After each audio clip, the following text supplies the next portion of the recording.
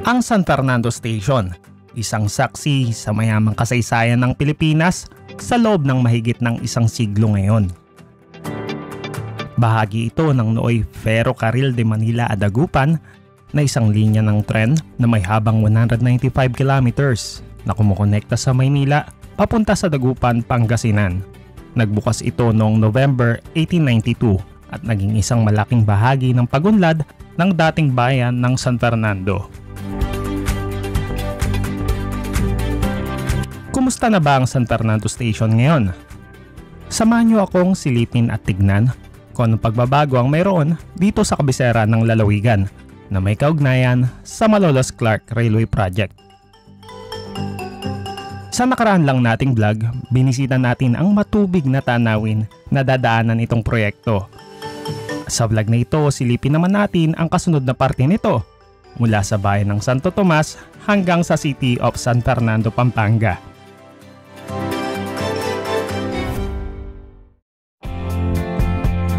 Good morning! Nandito tayo ngayon sa bayan ng Santo Tomas dito sa Pampanga. Yung mga pier na nakikita natin, ayan yung papunta sa bayan ng Maynalin at Tapalit.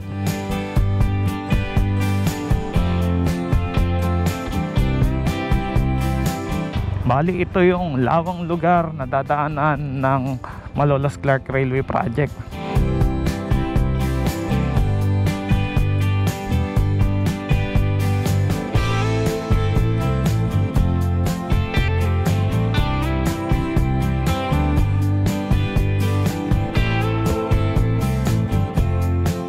Ito yung papunta ng bayan ng San Fernando. At ayun lang pala yung lumang PNR Santo Tomas Station. Ito yung kakaibang LG ng Acciona Dalim Joint Venture. Napansin ko lang sa position na to, tapos na sila sa segment na to, pero sa kasunod na span wala pa rin na itatayo na kahit anong poste. Sa palagay ko merong conflict between dito sa PNR right of way at saka yung struktura na ito. Magpasa hanggang ngayon, hindi pa rin nakiklear.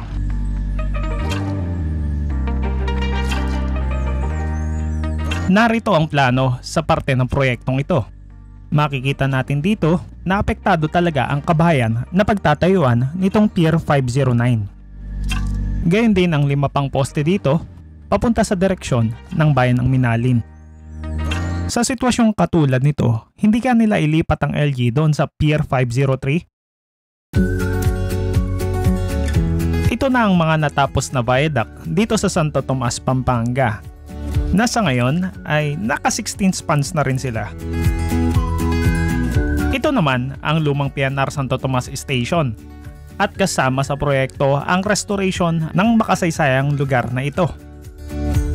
At sa kabilang banda, walang naging istasyon sa bayan na ito dito sa NSCR project. Siguro dahil 3 kilometro lang ang layo nito sa kasunod na istasyon, ang San Fernando.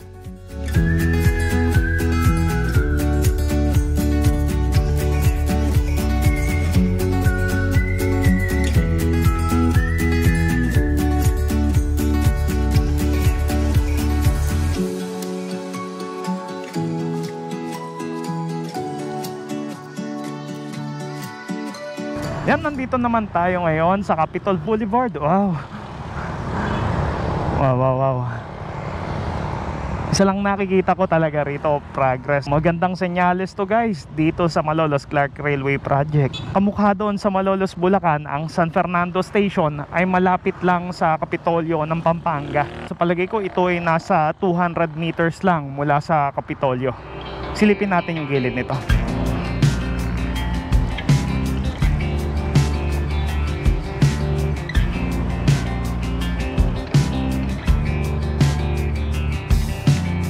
Kakaiba disenyo nito.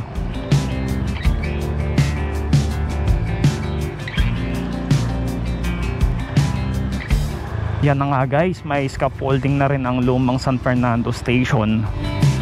Ayan, bakod na. Bago magsimula itong Malolos Clark Railway Project, malayang nakakapasok dito sa lumang PNR San Fernando.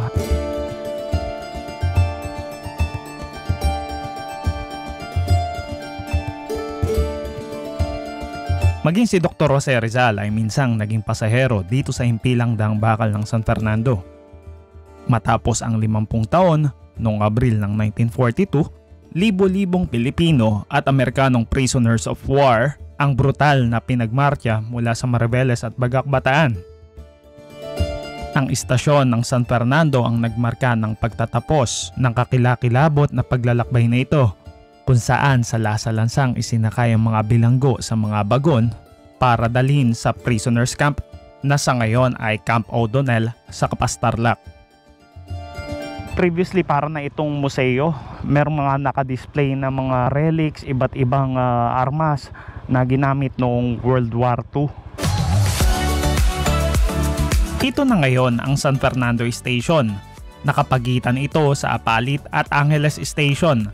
Nasa 12 kilometro ang distansya nito mula sa Apalit at 15 kilometro naman sa Angeles Station.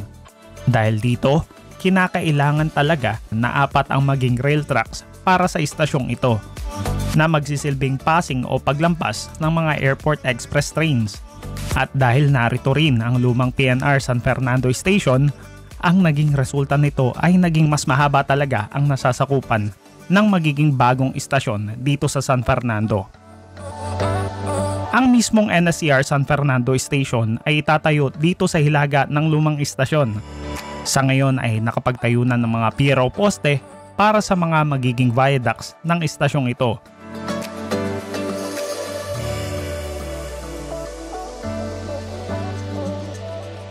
At kung mapapansin natin, marami ding kabahayan ang apektado sa pagsasagawa ng proyekto.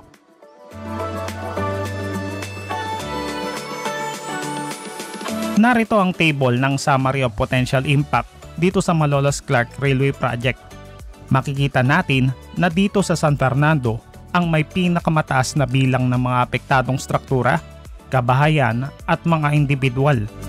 Dahilan para madelay ng husto ang implementasyon ng proyekto.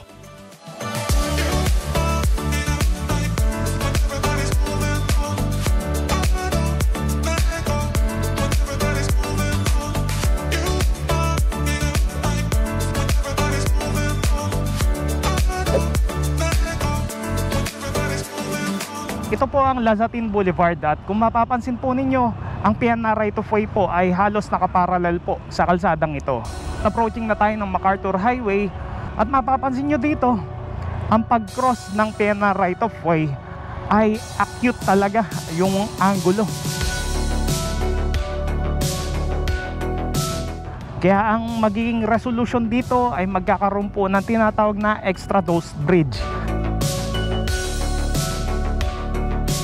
Para po maging pamilyar kayo, ang kahalintulad po nito ay yung ginamit po sa Cebu-Cordova Link Expressway. And good to know po na ang aksyon na po ang gumawa sa segment po ng CCLEX na siya rin may hawak ngayon dito sa contract package N02 ang gagawa ng extra dose bridge para dito sa Malolos Clark Railway Project. Marahil ay nasisiyan ka sa video kung naabot mo ang bahagi na ito. Paki-click na lang ang like button at malaki ang naitutulong nito dito sa aking channel. Maraming salamat sa inyo. Yon. Grabe, napakadaming SBG dito. Buti na lang dumaan tayo. Nandito naman tayo sa Barangay Sindalan, sa San Fernando pa din. Makikita nyo rito, napakadaming SBG.